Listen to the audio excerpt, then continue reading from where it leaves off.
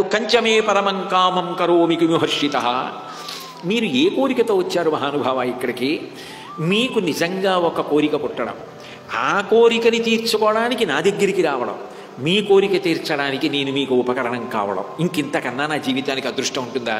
తొందరగా అడగండి, మీకు ఏం కావాలి? మీకు ఏది కావాలన్నా నేను చేసేస్తాను. ఎందుకంటే ఇంకా నా జీవితానికి అంతకన్నా సౌభాగ్యం లేదు, అంతకన్నా సంతోషం లేదు. అడిగాడా విశ్వామిత్రుడు ఏదైనా? ఇందుకు వచ్చానని కానీ, నువ్వు ఇది చేసి పెట్టని కానీ ఏమైనా అడిగాడా? ఏమీ అడగలేదు. ఏమీ అడగనప్పుడు వచ్చిన పెద్ద ఆయన్ని వచ్చినట్టుగా గౌరవించి నమస్కరించి కూర్చోబెట్టి మాట్లాడి ఉంటే ఏం జరిగేదో. ముందు మీరు అడగండి, నేను మీకు చేసేదన్న అదృష్టం. మీరు ఏదడిగినా చేసేస్తాను. తొందరపడి మాట వదిలిపెట్టేసి మీరు రావడం నాకు ఎంత సంతోషం అంటే, అసలు అకస్మాత్తుగా ఒక వ్యక్తికి అమృతం ప్రాప్తిస్తే ఆ అమృత భాండాన్ని చూసిన వ్యక్తి ఎంత ఆనందపడిపోతాడో. చాలా కాలంగా వర్షాలు పడక భూమి బీటలు వారిపోయినప్పుడు కుంభవృష్టి కురిస్తే ప్రజలు ఎంత సంతోషపడిపోతారో. బిడ్డలు లేని ఒక వ్యక్తికి అనుకూలవతి అయిన భార్య యందు సంతానం కలిగితే ఎంత సంతోషపడిపోతాడో. అత్యంత ప్రీతిపాత్రమై ప్రధానమైన వస్తువు పోయినది మళ్ళీ దొరికితే ఎంత ఆనందపడిపోతాడో అంత ఆనందపడిపోతున్నాను నేను. మీరు రావడం ఎంత భాగ్యం.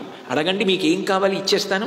ఇప్పుడు నేను ఎంత ఆనందంగా ఉన్నానంటే, నేను పరిపాలిస్తున్న రాజ్యంలో, నేను ఎక్కడ రాజధానిని ఏర్పాటు చేసుకుని రాజ్య పరిపాలన చేస్తున్నానో ఆ అయోధ్యలో, నా అంతఃపురంలో నేనున్నానన్న భావన నాకు కలగట్లేదు. నేను ఏదో క్షేత్రానికి వచ్చిన అనుభూతి కలుగుతోంది. క్షేత్రానికి వెడితే ఇతరమైన కోరికలు ఉండవు, మనసంతా పవిత్రమైపోతుంది.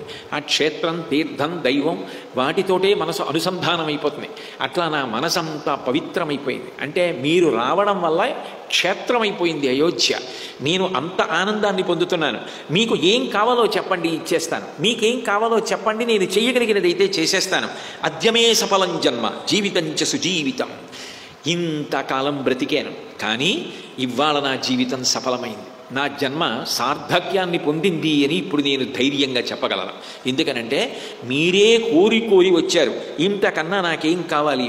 చాలా అదృష్టవంతుణ్ణి, మీకేం కావాలో అడగండి, ఇస్తానన్నాడు. విశ్వామిత్రుడు అన్నాడు, గొప్ప వంశంలో పుట్టావయ్యా, ఇక్ష్వాకు వంశంలో పుట్టావు. గొప్ప గొప్ప చక్రవర్తులు పుట్టినటువంటి వంశం, మాట తప్పనటువంటి వారు పుట్టినటువంటి వంశం. ఆ పైన ప్రతిరోజు వశిష్ఠుడు నీకు ఉపదేశం చేస్తున్నాడు.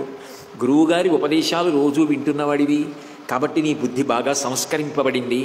నువ్వు తప్ప ఎవరు ఇట్లా మాట్లాడగలరు? ఏది కావాలంటే అది ఇచ్చేస్తాను అని అంటున్నావు కదా.